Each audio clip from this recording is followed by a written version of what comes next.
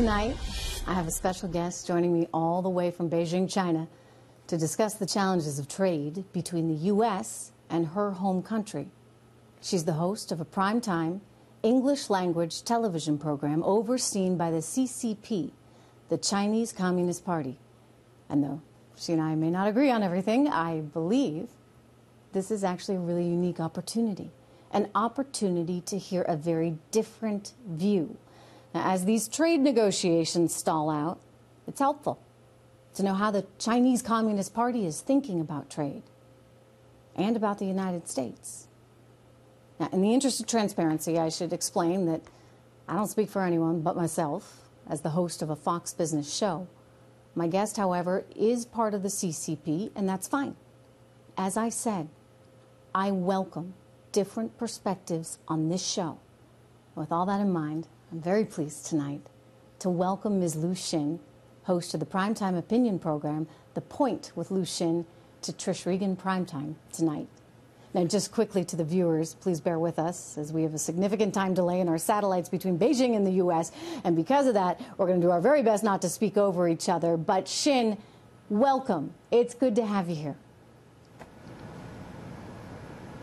Thank you, Trish. Thank you, Trish, for having me. It's a great opportunity for me, unprecedented. I never dreamed that I would have this kind of opportunity to speak to you and to speak to many audiences in ordinary households in the United States.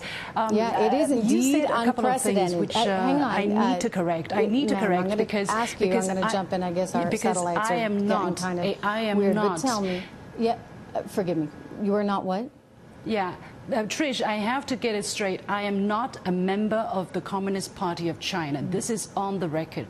So please don't assume that I'm a member, and I don't speak for the Communist Party of China. And I'm here for today.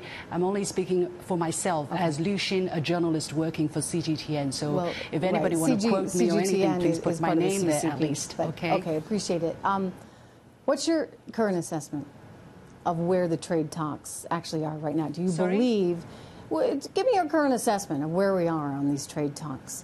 Do you believe a deal is possible?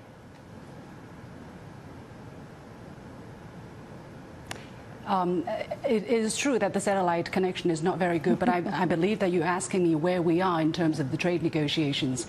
I don't know. I don't have any insider information. What I knew was the talks were not very successful last time they were going on in the United States, and now I think both sides are considering what to go next. But I think China has made the Chinese government has made its position very clear that unless the United States treat the Chinese government, treat the Chinese negotiating team with respect and show the willingness to talk without using outside pressure, there is high possibility that there could be a productive trade deal. Otherwise, I think we might be facing a prolonged period of problems for both sides. And I would stress that trade wars are never good. They're not good for anyone. So I want to believe, Xin, I want to believe that something can get done. And these are certainly challenging times. I realize there's a lot of rhetoric out there. But let me turn to one of the biggest issues, and that's intellectual property rights. I mean, fundamentally, I think we can all agree it's never right to take something that's not yours. And yet, in going through so many of these cases at the Independent World Trade Organization, the WTO, that China's a member of, as well as the DOJ and FBI cases, you can actually see some of them on the screen right now. There's evidence there that China has stolen enormous amounts of intellectual property, hundreds of billions of dollars worth. Now, that's a lot of money, but truly, I guess we shouldn't really care if it's hundreds of billions of dollars or just 50 cents. How do American businesses operate in China if they're at risk for having their property, their ideas, their hard work stolen? Well, I think, Trish, you have to ask American businesses whether they wanted to come to China, whether they find coming to China and cooperating with Chinese businesses has not been profitable or not, and they will tell you their answers. As far as I understand, many American companies have been established in China, and they're very profitable, and the great majority of them, I believe, plan to continue to invest in China and explore the Chinese market. Well, now U.S. President Donald Trump's tariff makes it a little bit more difficult, makes the future a little bit uncertain. I do not deny that there are IP infringement, there are copyright issues, or there are piracy, or even theft of commercial secrets. I think that is something that has to be dealt with, and I think the Chinese government and the Chinese people, and me as an individual, I think there's a consensus, because without the protection of IP right, nobody, no country, no individual can be stronger, can develop itself. So I think that is a very clear consensus among the Chinese society. And of course, there are cases where individuals, where companies go and steal, and I think that's a common practice probably in every part of the world. And there are companies in the United States who sue each other all the time over infringement on IP rights. And you can't say, simply because these cases are happening, that America is stealing, or China is stealing, or the Chinese people are stealing. And basically that's the reason why I wrote that rebuttal, because I think this kind of blanket statement is really not helpful, really not helpful. Well, it's not just a statement, it's multiple reports, including evidence from the WTO. But let me ask you about Huawei, because that's certainly in the headlines right now. Sure, I don't deny those. No, I don't deny those. Right, I mean, look, I think, as I said, we can all agree that if you're going to do business with someone, it has to be based on trust.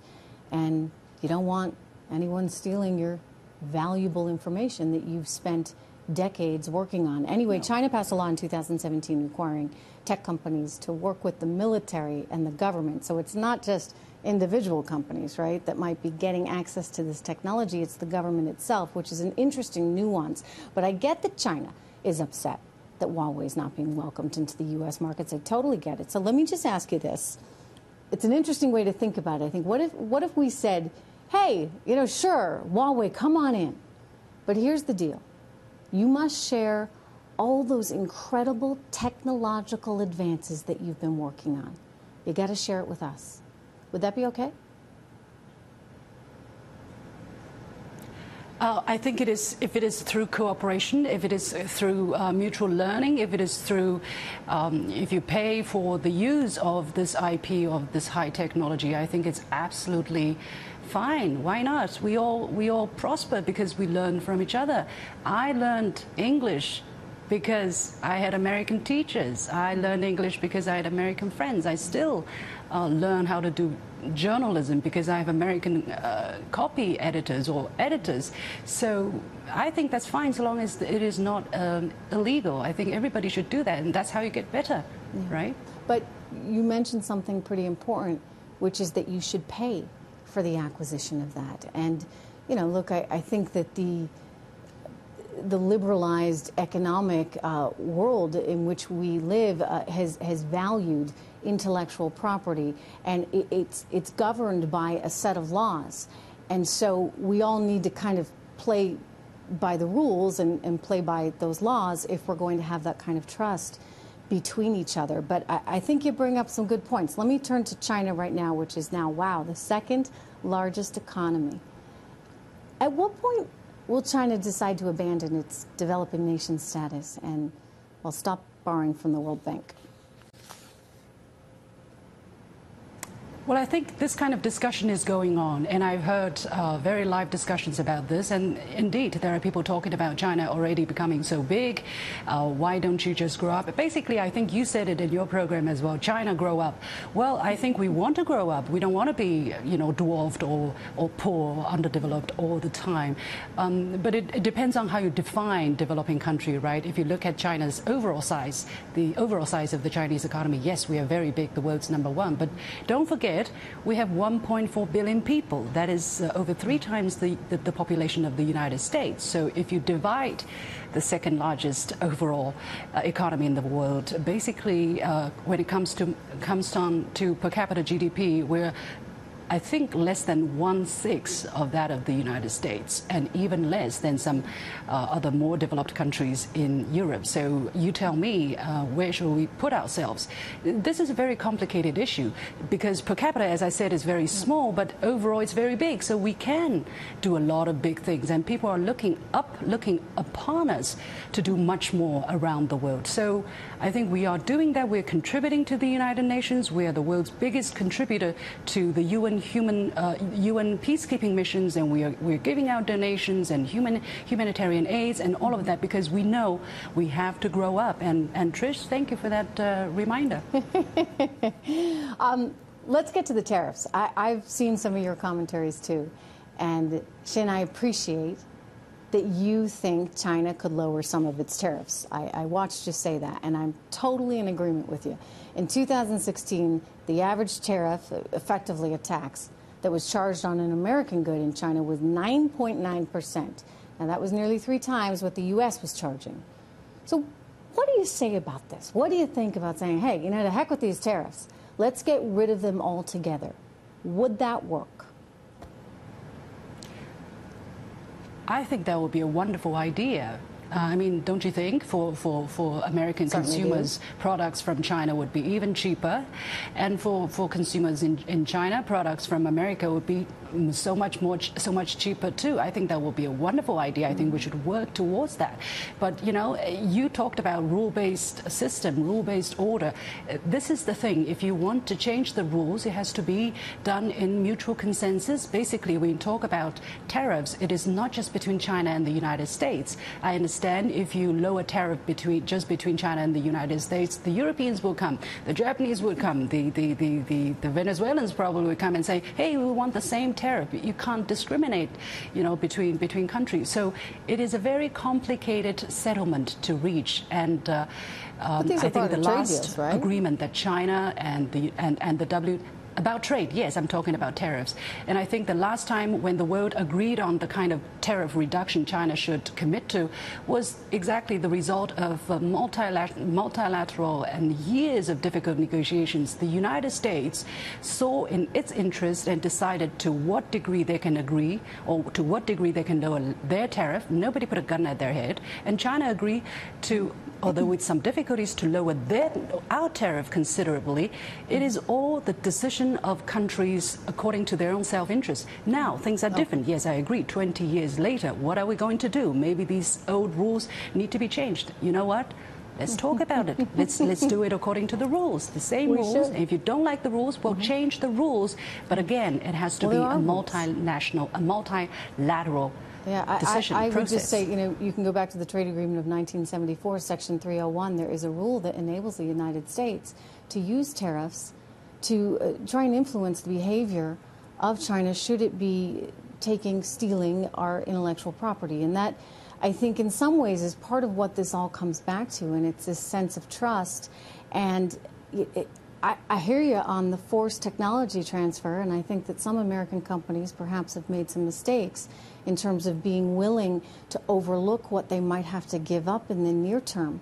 But this is an issue, I think, where the country as a whole needs to step in, and we're seeing the United States do that, perhaps in a way that hasn't happened. I mean, it's been in the background. Don't get me wrong. I think previous administrations have identified the challenge, but have really been a little unwilling to take it on. So we're living in these very different times. How do you define state capitalism? You mean how do I define? Sorry, I didn't hear the last thing. You mean forced technology transfer, or so-called state forced capitalism. Technology transfer? No. Well, I guess forced technology transfer may be part of that, but state capitalism. In other words, one of the things that I would technology transfer is somehow you kind of skid it away. I'm playing you a compliment here. Hang on one second, Xin. I want to say that I think your system of economics is very interesting because you have a capitalist system, right? But it's state-run. So talk to us about that. How do you define it? Well, we would like to define a socialism with Chinese characteristics, where market forces are expected to play the dominating or the deciding role in the allocation of resources. Basically, let the market. We want it to be a market economy, but there are some Chinese characteristics. For instance, some state-owned enterprises which are playing an important but increasingly smaller role, maybe in the economy. And everybody thinks that China's economy is state-owned, everything is state-controlled, everything is state. But let me tell you, it is not the true picture. If you look at the statistics, for instance, 80% of Chinese employees were employed by private enterprises. 80% of Chinese exports were done by private companies, were produced by private companies. About 65% of technological innovation were carried out by private enterprises. Some of the largest companies that affect our life, for instance, some internet companies or some 5G technology companies, they are private companies. So we are, yes, a socialist economy with Chinese characteristics, but it's, not everything state-controlled, state-run. It's not like that. We are actually quite mixed and very dynamic and actually very, very open as well. Well, I think you need to probably keep being open. I think that as a free trade person myself, I think that's the direction to pursue. And ultimately, that leads to greater economic prosperity for you and better economic prosperity for us. And so then you get a win-win. But absolutely. This was interesting. I appreciate you being here. Thank you. Thank you so much. If you want to have a discussion in the future, we can do that. If you want to come to China, I'd love it. You're welcome, and I'll take you around. Thank you, Trish, for the opportunity. Thank you so much. Okay, look, I would just say, as I told Xin, no one wants a trade war. But we have to think long and hard about the right next steps.